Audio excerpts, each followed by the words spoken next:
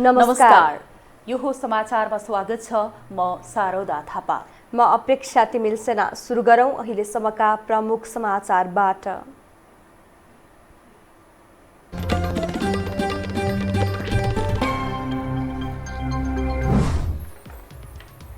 नेपालमा कोरोनाले ज्यान गुमाउनेको संख्या 48 पुग्यो। थप 139 जनामा संक्रमण। आज 626 जना डिस्चार्ज।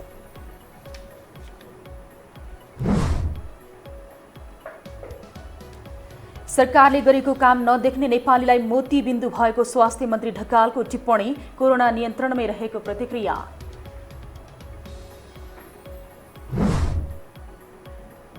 नेकपा स्थायी समिति बैठकको मिति नजिकिए पनि देखिएन सहमतिको संकेत। अध्यक्षद्वयबीच दूरी झनै बढ्यो।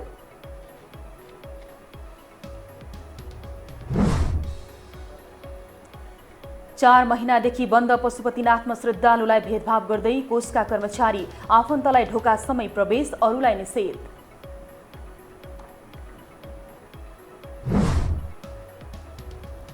र भारतमा एकै दिन 50,000 भन्दा बढी कोरोना संक्रमित थपिए। विश्वभर 6.5 लाख भन्दा बढीको मृत्यु।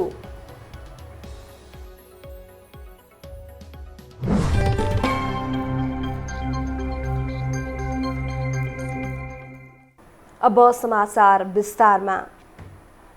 नेपालमा कोरोना भाइरस संक्रमणका कारण मृत्यु हुनेको संख्या 48 पुगेको छ। 2 दिनमा एक भारतीय नागरिक सहित 3 जनाको मृत्यु भएसँगै संक्रमणले ज्यान गुमाउनेको संख्या 48 पुगेको हो। स्वास्थ्य मन्त्रालयका अनुसार आज त्रिवी शिक्षण अस्पतालमा उपचारका क्रममा 12 को फेटा 3 का 60 वर्षीय पुरुषको मृत्यु भएको हो। यस्तै पर्साको वीरगञ्ज 10 मा बस्ने 65 वर्षीय भारतीय नागरिकको पनि मृत्यु भएको छ। साउन 11 गते बिहान गण्डक अस्थायी कोभिड अस्पतालमा उनको मृत्यु भएको हो।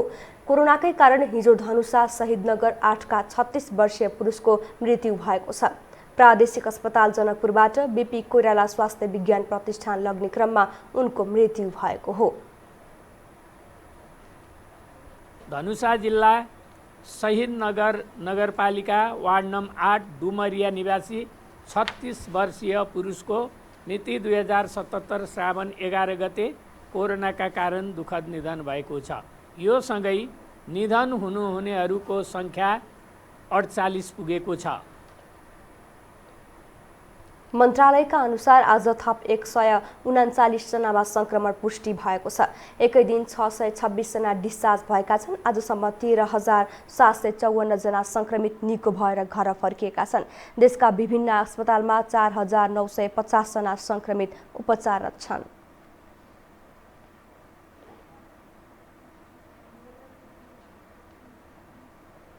लकडाउन हटेसँगै नेपालमा कोरोना संक्रमणको त्रास बढेको छ। संक्रमित थपिरहेका छन् भने मृत्यु हुनेको संख्या पनि बढिरहेको छ।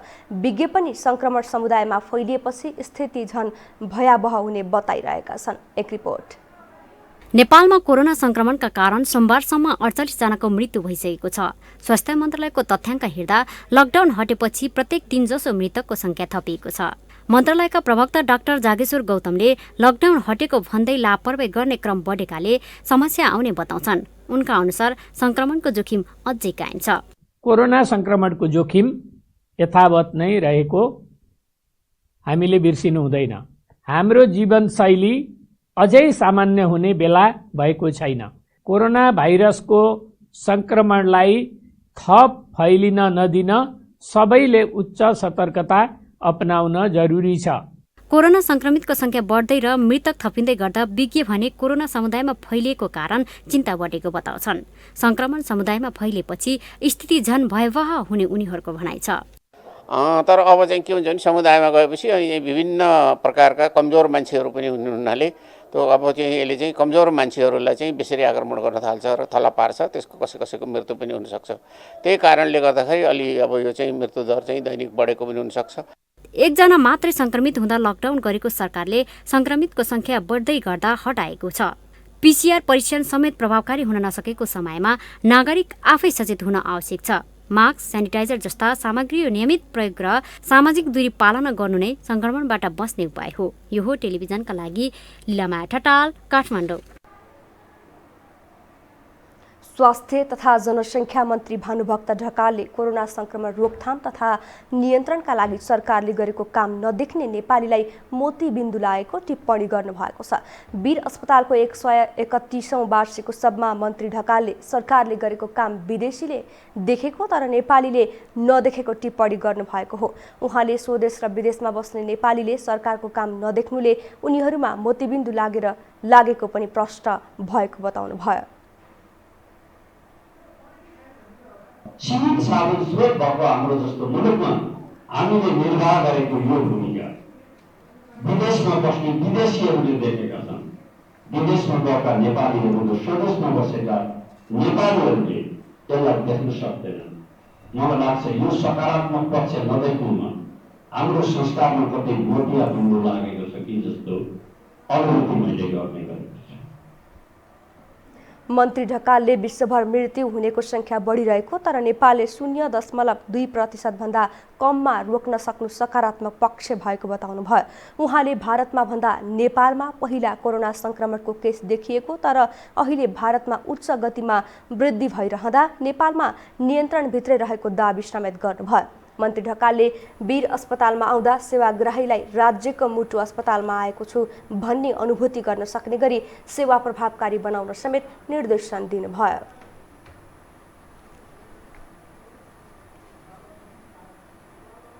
अब बाँकी समाचार।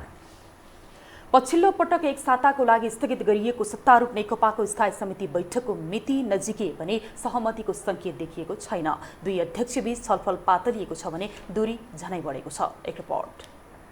सार्वजनिक कार्यक्रममै अध्यक्ष पुष्पकमल दाहालले नेकपा संकटमा रहेको र अर्का अध्यक्ष केपी ओलीकै सक्रियतामा नेकपा एमाले दर्ता गरिएको दावी गरेपछि ओली प्रचण्डबीच सहमति भइसकेको चर्चामै सीमित बनेको छ। सार्वजनिक कार्यक्रममा प्रचण्डसँगै वरिष्ठ नेता माधव कुमार नेपालले पनि ओलीको उछितो काटेपछि शीर्ष नेताबीचको दूरी झन बढेको छ। ओलीले जबज लाद्न खोजेपछि सहमति हुन नसकेको दावी प्रचण्ड निकट नेताहरूको छ। प्रचण्डले जबज नस्वीकार्दा दुई अध्यक्षबीच दूरी बढेको स्थायी समिति सदस्य शक्ति बस्नेत दावी गर्छन्। महाधिवेशन एउटा समाधान हुन सक्दछ, महाधिवेशनलाई एउटा समाधान मानेर छलफलको कोर्स अगाडि बढाउन सकिने भन्ने विषय चाहिँमा मोटामोटी रूपमा सहमति जस्तो भएको मोटो रूपमा। तर त्यहाँनिर एउटा कन्डिसनको रूपमा जो विषय जनताको बहुदलीय जनवादको कुरा आयो त्यो कुरामा प्रचण्डले अर्को अध्यक्षले रिजर्भेसन मात्र होइन रिजेक्ट नै गरेको। नेकपा स्थायी समितिका अर्का सदस्य doctor Beduram Bhusal communist party विधि र पद्धतिमा चल्नुपर्ने तर्क गर्छन्। विधि र पद्धति अनुसार नेकपा नचलेका कारण समस्या आएको उनको जिकिर छ। व्यक्तिको बीचमा कुराकानी गर्ने संस्थाहरूलाई कमजोर बनाउने यो रोग लागिरहेको छ। संस्था जब बसिरहेको छ भने संस्थामा नै सबै कुराहरू गरेर टुङ्ग्याउनु पर्दछ। त्यो तरिका उपयुक्त तरिका हो, त्यो तरिका वैधानिक तरिका पनि हो। अहिले चाहिँ त्यो तरिकालाई पन्छाएर जसरी अब यो व्यक्तिगत रूपमा अध्यक्षहरूको बिचमा वार्ता गर्ने छलफल गर्ने कुरा भइरहेछ त्यो वास्तवमा निष्कर्ष ननिस्केको परिणाम ननिस्केको कारणले पनि भन्न सकिन्छ कि त्यो उपयुक्त भएन भनेर। जसरी पनि सत्तामा पुग्ने र जतिसुकै आलोचना भए पनि सत्तामा टाँसिरहने रोगले नेतृत्वलाई छाडेको छैन।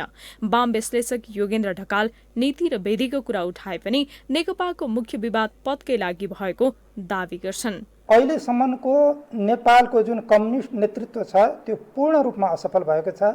त्यसले मार्क्सवाद लेनिनवादको लागि एउटा आफू सत्तामा पुग्ने ऐस आराम गर्ने भर्याङ मात्रै बनाएको छ। मार्क्सवाद लेनिनवादको ठोस प्रयोग गरेर देश र जनताहरूको समस्या समाधान गर्ने एउटा माध्यम त्यसले सिद्धान्तलाई बनाएको छैन। ओली र प्रचण्डबीच दूरी बढेपछि छलफल पातलिएको छ भने सार्वजनिक रूपमा आरोप प्रत्यारोप बढेका छन्। चुलिँदै गएको विवादको छिनोफानो केही समयमै हुने दुवै पक्षको बुझाइ छ। तर विवाद विभाजनमा पुग्छ कि सहमतिमा टुङ्गिन्छ भन्ने जवाफ यति बेला कोहीसँग पनि छैन। यो हो टेलिभिजनका लागि राधा ढुङ्गाना, काठमाडौँ। 2072 सालको भूकम्पले पूर्ण रूपमा क्षति भएको देशको मुख्य प्रशासनिक केन्द्र सिंहदरबार कार्तिक महिनाभित्र सम्पन्न गर्ने गरी पुनर्निर्माण भइरहेको छ। कोभिड-19 कारण निर्माण कार्यमा असर पर्दा केही समय ढिलो हुने भए पनि मुख्य भवनको पुनर्निर्माण कार्तिकभित्र सम्पन्न गर्ने गरी काम भइराखेको केन्द्रीय आयोजना कार्यान्वयन इकाइले बताएको छ। एक रिपोर्ट। राणा प्रधानमन्त्री चन्द्र शमशेरले निजी निवासको रूपमा सन् 1903 मा सिंहदरबार बनाउन लगाएका थिए, तर पछि सिंहदरबारलाई मुलुकको मुख्य प्रशासनिक केन्द्रको रूपमा परिणत गरियो। प्रधानमन्त्रीको कार्यालय तथा अन्य सरकारी मन्त्रालयका कार्यालयहरू सिंहदरबारभित्र छन्। ऐतिहासिक सिंहदरबारको मुख्य प्रशासनिक भवन 2072 सालको भूकम्पले लगभग नष्ट हुने अवस्थामा पुर्यायो। त्यसपछि केही वर्ष सिंहदरबारको पुनः निर्माण हुन सकेन। अहिले भने पुनः निर्माणले गति लिएको छ। केन्द्रीय आयोजना कार्यान्वयन इकाइ भवनका आयोजना उपनिर्देशक झप्पर सिंह विश्वकर्माले आगामी कार्तिक महिनाभित्र सम्पन्न गर्ने योजना अनुसार काम भइराखेको बताए। पहिलो चौमासिक भनेको मङ्सिरभित्र हामी अझ कार्तिकभित्रै हामी त्यसलाई चाहिँ सक्छौँ। हामी त्यसरी हामीले कामहरू अगाडि बढाइरहेका छौँ। र तर यो जो पश्चिमपट्टिको जो मोहडा छ त्यो अलि जटिल प्रकृतिको कामहरू छ। सिंहदरबारको यो भवन युरोपेली शैलीमा बनेको छ। 2030 सालमा आगलागी भएपछि सोही भवनमा सिमेन्ट, बालुवा, छत लगायतका वस्तु प्रयोग गरी जीर्णोद्धार गरिएको थियो। राणाकालमा जुन वस्तु प्रयोग गरी जस्तो प्रविधिबाट बनाइएको थियो सोही प्रविधि अनुसार नै अहिले प्रबलीकरणको काम भइरहेको छ। आयोजनाका प्रोजेक्ट म्यानेजर प्रहलाद चापाकाईले अहिले ब्रिक्रस, सोलिङ, पिसिसी, फर्मवर्क, स्टिल फ्रेमिङ र बीम पूरा गर्ने काम भइरहेको जानकारी दिए। पिसिसीको काम अनि रेन्फोर्समेन्ट रिभार फिक्सिङ काम, फर्मवर्कको काम, अनि फर्मवर्क पछि त्यो हाम्रो चाहिँ स्टिल फ्रेमिङ रेट्रोफिटिङ भएको हुनाले त्यसलाई चाहिँ सपोर्टको लागि चाहिँ फाउन्डेसन बोल्टहरू फिक्स गर्नुपर्ने हुन्छ। फाउन्डेसन बोल्ट फिक्सिङ गरेपछि अनि बीम कङ्क्रिट गरिन्छ र त्यही बीम कङ्क्रिटको कामहरू भइरहेछ। सिंहदरबारको पुनः निर्माणको काम 3 वटा प्याकेजमा भइरहेको छ, जस अन्तर्गत पहिलो प्याकेजको काम असार महिनामा नै सकिएको थियो। दोस्रो प्याकेजको काम कार्तिकको पहिलो साताभित्र सम्पन्न गर्ने लक्ष्य राखिएको छ। तेस्रो प्याकेज अन्तर्गत पश्चिमपट्टिको मोहडाको काम अहिले भइरहेको छ। हामीसँग समाचार अझै बाँकी छन्, अहिलेलाई विश्राम।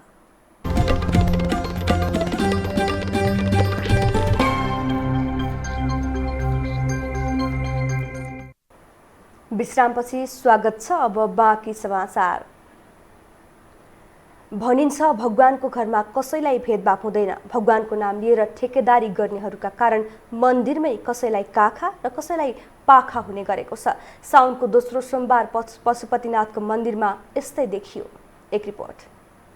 मानिस सांसारिक माया, मोह, लोभ र क्रोधबाट मुक्त हुन र एकैछिन मात्रै भए पनि शान्ति पाउन भगवानको शरणमा पुग्छ। तर आस्थाका धरोहर मानिएका मन्दिरमै लोभी पापीको बाहुल्य भए के गर्ने? साउनको दोस्रो सोमबार हामी काठमाडौँ स्थित पशुपतिनाथ मन्दिरमा पुग्दा यस्तै देखियो। कोरोना संक्रमणको जोखिमका कारण भन्दै 4 महिनादेखि पशुपतिनाथको दर्शनका लागि रोक लगाइएको छ। साउन महिनाको मध्य हुन लाग्दा समेत श्रद्धालुहरू बाहिरैबाट आस्था प्रकट गरी फर्किरहेका छन्। तर केही मानिस भने यसरी खुसुखुसु मन्दिरको ढोकासम्म पुगिरहेका रहेछन्। भित्र त जानु मिल्दैन। कोही मान्छे बाहिरबाटै फर्केको र सीमित मान्छे मन्दिरको ढोकासम्म पुगेको देखेर हामीले जान्न चाह्यौं, विशेष सुविधा पाउने यिनीहरू को रहेछन् त? हामीले क्यामेरा देखाएसँगै उनीहरूको भागाभाग भयो अनि कसैले यसरी नक्कली परिचय पत्र देखाए। हजुर, दर्शन गरेर आउँदा हामी यहीँको कर्मचारी हो। अनि हजुरको नाम भनिदिनु। होइन, नभन्नु। नाम भनिदिनु न। यिनीहरू रहेछन् पशुपति क्षेत्र विकास कोषका कर्मचारीका आफन्त। कोषमा आफ्ना मान्छे भएको पावर देखाउँदै उनीहरू पशुपतिनाथको दर्शन गर्न पुगेका रहेछन्। तपाईँ कहाँ गएर आउनुभयो दर्शन गर्न? मन्दिर यहीँ छेउमै। कसरी तपाईँ भित्र छिर्नुभयो? यहाँ यसो चिनेको थियो सर, अनि त्यही भएर। चिनेकोलाई चाहिँ भित्र छिर्न पाइने रहेछ, नचिनेको चाहिँ नपाइने रहेछ? होइन, त्यहाँबाट यसो रिक्वेस्ट गरे भएर। कसलाई रिक्वेस्ट गर्नुभयो? त्यही उसलाई। अहिले त अनि लकडाउनमा त अब मन्दिर पस्न त नपाउनु भन्नु। आज फर्स्ट टाइम हो म। गेटमा पूजा गरेर हामी धुपबत्ती त्यहीँ बालेको होइन। यसो यता घुम्दाखेरि चाहिँ त्यहाँ एउटा ड्युटीवाला यसो हुनुहुनेछ, अनि यसो जाउँ न त यहाँको ढोका मूल ढोकासम्म गएर दर्शन गरेर आउँ भनेर। अनि यहाँ त अब छिर्न त दिएको छैन छैन कसरी छिर्नु? हामी यसो मिलाएर अब उहाँ स्टाफ हुनुहुन्थ्यो। भनेपछि आफ्नो मान्छे चिनिसकेपछि भित्र पस्न पाइँदो रहेछ हैन?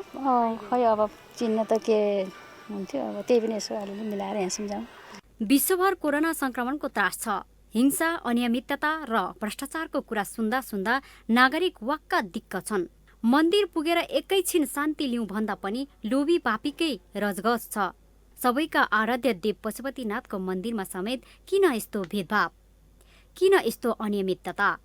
कोषका सदस्य सचिव र कार्यकारी निर्देशकसँग हाम्रो प्रश्न। यो हो टेलिभिजनका लागि क्यामेरामा सञ्जय घिमिरेका साथमा इलामाया ठटाल, काठमाडौँ। नेपाली कांग्रेसले इनफ इज इनफ समूहको सत्याग्रहप्रति एकताबद्ध जनाएको छ। प्रवक्ता विश्वप्रकाश शर्माले काठमाडौँको बसन्तपुरमा सत्याग्रह बसेका इनफ इज इनफ समूहका युवालाई आज भेट गरी सत्याग्रहमा एकताबद्ध जनाउनु भएको हो। उहाँले कोभिड संक्रमण सुरु भएदेखि नै पीसीआर प्रविधिबाट परीक्षण सुरु गर्न सुझाव दिए पनि सरकारले बेवास्ता गरेको बताउनु भयो। शर्माले युवासँग अघिल्लो अनसनका बेला सरकारले गरेको सम्झौता पूरा गरी नागरिकको जीवन रक्षा गर्न सुझाव दिनुभयो।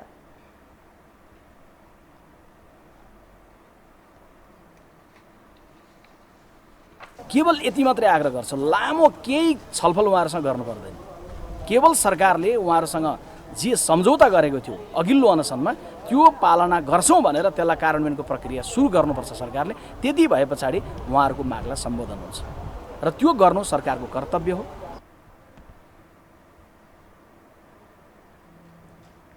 आरडीटी खारेज गरी पीसीआर बढाउनु पर्ने लगायत माग राखी इनफ इज इनफ समूहका युवा 10 दिनदेखि सत्याग्रहमा छन्।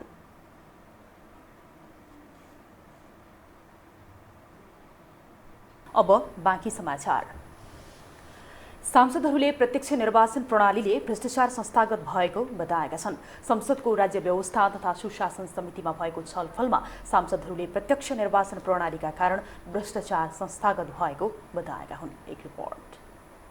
सरकारवालाले जसरी पनि जित्नै पर्ने मानसिकताका कारण निर्वाचन खर्चिलो बनेको भन्दै यसैका कारण भ्रष्टाचार मौलाएको टिप्पणी गरेका छन्। संसदको राज्य व्यवस्था तथा सुशासन समितिमा भएको छलफलमा सांसदहरूले अनावश्यक खर्च घटाउन निर्वाचन प्रणाली नै परिवर्तन गर्नुपर्ने बताए। उनीहरूले वार्षिक प्रतिवेदन पेश नगर्ने दल र निर्वाचन खर्च नबुझाउने सांसदको नाम सार्वजनिक गर्नुपर्ने धारणा राखे। डेट घोषणा गर्न नपाउने त्यस्तो स्थिति नहुँदा नै राम्रो हो। त्यसले गर्दाखेरि मलाई चाहिँ एकदमै मन पर्यो कि जुनसुकै सरकार आए पनि आफूलाई अनुकूल दिनमा मात्रै घोषणा गर्ने खालको ट्रेन अन्त्यका लागि निर्वाचन आयोग नै यस मामलामा सार्वभौम हुनुपर्छ। के कानुनी कारबाही गर्न सकिने अवस्था छ, के छ, नामै पनि त प्रकाशित गरिदियो भने पनि अलिकति मलाई लाग्छ एउटा आध्यात्मिक स्थिति बन्न सक्छ, साइकोलोजिकली पनि उनीहरूलाई प्रेसर हुन सक्दछ। त्यस्तो विषय पनि समय समयमा सार्वजनिक गरिदिनुपर्छ भन्ने मलाई लाग्छ। सांसद लालबाबु पण्डितले राजनैतिक पार्टीको कानून बनाउँदा आज हार्ने तर भोलि जनप्रतिनिधि भएर आउने परिपाटी अन्त्य गर्ने व्यवस्था हुनुपर्ने धारणा राखे। अब राजनीतिक पार्टीहरूको पनि कानुनमा राख्नुपर्छ। आज हार्यो भोलि जनप्रतिनिधि, अनि आज केन्द्रीय कमिटीमा हार्यो भोलि चाहिँ त्योभन्दा माथिल्लो कमिटी। के हो डेमोक्रेसी? डेमोक्रेसी नबुझेर हो या मोनोपोली हो कि होइन? आशीर्वाद हो कि होइन? आशीर्वादबाट चल्ने हो भने आशीर्वादबाट चल्ने पार्टी चाहिँ जनताको पार्टी हुन सक्दैन भन्ने मेरो हो। प्रमुख निर्वाचन आयुक्त दिनेश कुमार थपलियाले निर्वाचन प्रणाली फेर्ने भन्दा आयोग अहिले निर्वाचनलाई मितव्ययी कसरी बनाउन सकिन्छ भन्ने गृह कार्य गरिरहेको प्रतिक्रिया दिए। प्रमुख आयुक्त थपलियाले निर्वाचनको समयमा आचार संहिता पालना गराउन पनि समस्या भएको बताए। अहिले आजको मितिमा हामी कहाँ 130 वटा राजनीतिक दलहरू दर्ता छन्, 130 वटा। तर हामीलाई यो विवरण पठाउने दलहरूको संख्या चाहिँ यो 64, 65, 70 भन्दा कहिल्यै पनि माथि जान नसकेको स्थिति छ। निर्वाचन आयोगले गत आर्थिक वर्षमा 5,77,937 नयाँ मतदाता थपिएको जानकारी दिएको छ। आयोगको वार्षिक प्रतिवेदनमाथिको छलफलमा प्रस्तुत गरिएको तथ्याङ्क अनुसार 5 वटा राजनैतिक दल दर्ता भएका छन्। जम्मा 131 दलमध्ये 54 दलले मात्रै आफ्नो वार्षिक खर्च विवरण पेश गरेका छन्। हामीसँग अन्तर्राष्ट्रिय र खेल समाचार अझै बाँकी छ। अहिलेलाई विश्राम।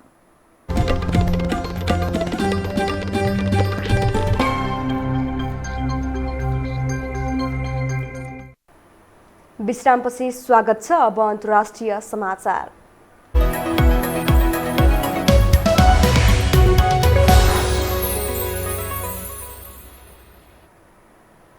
विश्वमा अहिलेसम्म 1,64,00,000 भन्दा बढीमा कोरोना संक्रमण पुष्टि भएको छ। संक्रमित मध्ये 6,52,000 भन्दा बढीको मृत्यु भएको छ भने निको हुनेको संख्या 1 करोड नाघेको छ।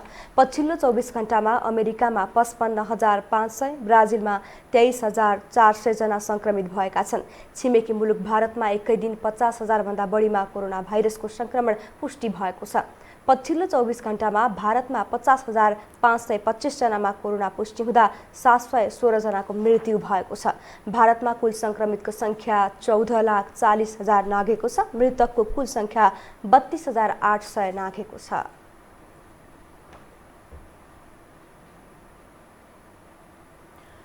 अब खेलकुद समाचार।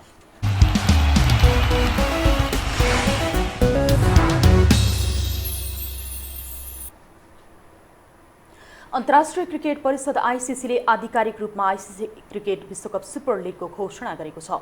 आईसीसीले सोमबार एक दिवसीय विश्वकप छनौटको रूपमा रहेको विश्वकप सुपर लिगको घोषणा गरेको हो। 13 टोलीले खेल्ने विश्वकप सुपर लिग एक दिवसीय फर्मेटको हुनेछ। यही जुलाई 30 मा साउथह्याम्पटन हुने इङ्ल्यान्ड र आयरल्यान्ड बीचको खेलसँगै विश्वकप सुपर लिग सुरु हुने आईसीसीले जनाएको छ। विश्वकप सुपर लिगमा 12 टेस्ट राष्ट्र र नेदरल्यान्ड सहित 13 टिमले प्रतिस्पर्धा गर्नेछन्। हरेक टोलीले होम एन्ड अवेको आधारमा 3 खेलको 4-4 सिरिज खेल्नेछन्। विश्वकप सुपर लिगको शीर्ष 7 टोली सन् 2023 मा भारतमा आयोजना हुने एक दिवसीय विश्वकपमा छनौट हुनेछन्।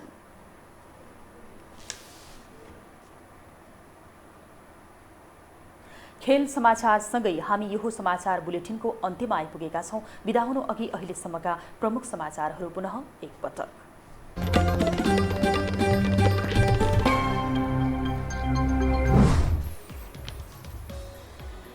नेपालमा कोरोनाले ज्यान गुमाउनेको संख्या 48 पुग्यो। थप 139 जनामा संक्रमण। आज 626 जना डिस्चार्ज।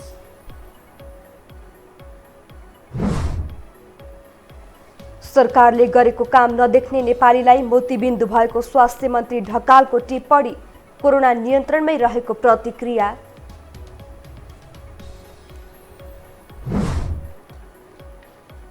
नेकपा स्थायी समिति बैठकको मिति नजिकिए पनि देखिएन सहमतिको संकेत। अध्यक्षद्वय बीचको दूरी झनै बढ्यो।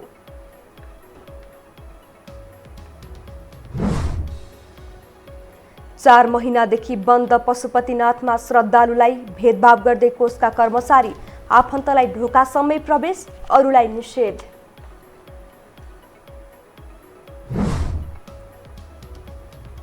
र भारतमा एकै दिन 50,000 भन्दा बढी कोरोना संक्रमित थपिए। विश्वभर 6.5 लाख भन्दा बढीको मृत्यु।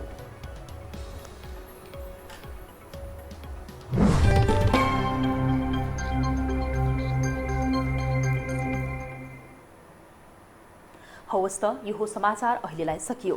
समाचार बुलेटिनका साथै यो टेलिभिजनका सम्पूर्ण कार्यक्रमहरू यो खबर.com, युट्युब र फेसबुकमा पनि पढ्न र हेर्न सक्नुहुनेछ। मोबाइलमा यो टिभी एप डाउनलोड गरी हामीलाई प्रत्यक्ष हेर्न सक्नुहुनेछ। तथ्य सहितको निष्पक्ष समाचारका लागि हेर्दै रहनुहोला यो टेलिभिजन। नमस्कार।